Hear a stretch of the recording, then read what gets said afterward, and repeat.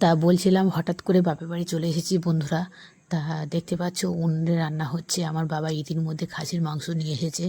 তা আমি খাসির মাংস খেতে খুবই ভালোবাসি। আর উনুনে রান্না হচ্ছে, উনুনের রান্না খেতেও খুব ভালো লাগে। কড়ায় রান্না হচ্ছে। আমাদের তো সচরাচর সবসময় তো গ্যাসে রান্না হয়।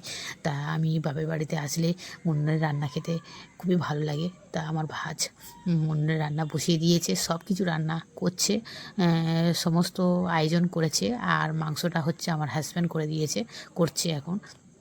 তা এক এক করে রান্নার পর্ব চলছে বন্ধুরা।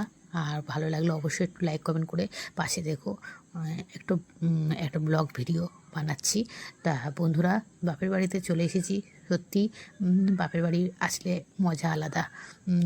সেই মাটির রান্না, খাওয়া দাওয়া, গ্রাম বাংলার পরিবেশ কত সুন্দর। আমার মেয়েরা খেলার মধ্যে মেতে উঠেছে। দেখো তারা পুকুর বানিয়েছে। আমাদের মামার বাড়ি থেকে পুকুর আছে, সানের পুকুর আছে, থাকা সত্ত্বেও তারা নিজেরা পুকুর বানাচ্ছে, খেলা করছে। পুকুর থেকে মাছ ধরে এনে সেই পুকুরে মাটির মানে যে পুকুরটা বানিয়েছে সেই পুকুরে ছেড়ে দিয়েছে।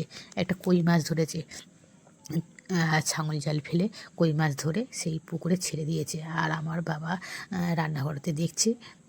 আমরা সবাই মিলে একসাথে পিকনিক মতো, ফিস্টি মতন রান্না করছি। দেখো পরিবেশটা কত সুন্দর। চারিদিকে জবা গাছে কত সুন্দর কালার জবা ফুল ফুটেছে দেখো, খুব সুন্দর।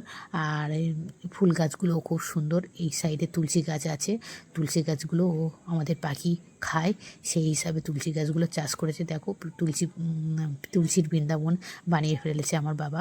কত সুন্দর পরিবেশ।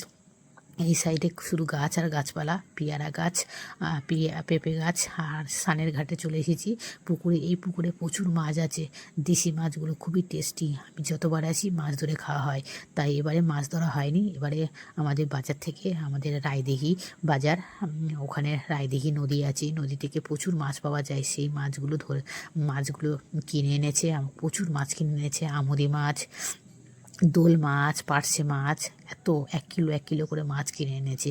তা একদিন আর কত খাবো বলো তো বন্ধুরা।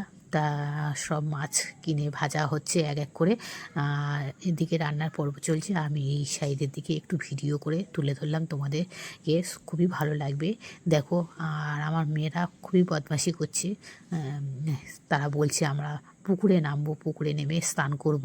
তা আমি বললাম না, স্নান করিস নি, এখন ঠান্ডা পড়ে গেছে, স্নান করার দরকার নেই। একটু গরমকাল পড়ুক, একটু গরম পড়লে তখন পুকুরে স্নান করবি, ভালো লাগবে। তা ওরা বায়না করছে না, পুকুরে স্নান করব। তা অনেক করে বুঝিয়ে সুঝিয়ে রাখলাম। ওরা এখন খেলাধুলা করছে। দেখো এখানে পুকুর বানিয়েছে, এই পুকুরে মাছ ছাড়বে। তো কত শখ দেখো। আমাদের সানেঘাট পুকুর আছে, সেই পুকুরে কত মাছ আছে, সেটা পছন্দ না। ও নিজে একটা পুকুর বানিয়ে পুকুরে মাছ মানে ছাড়ছে আর কি। আর এদিকে উনুনে রান্না হচ্ছে আমাদের মাংস, খাসির মাংস রান্না হচ্ছে এই সাইডে।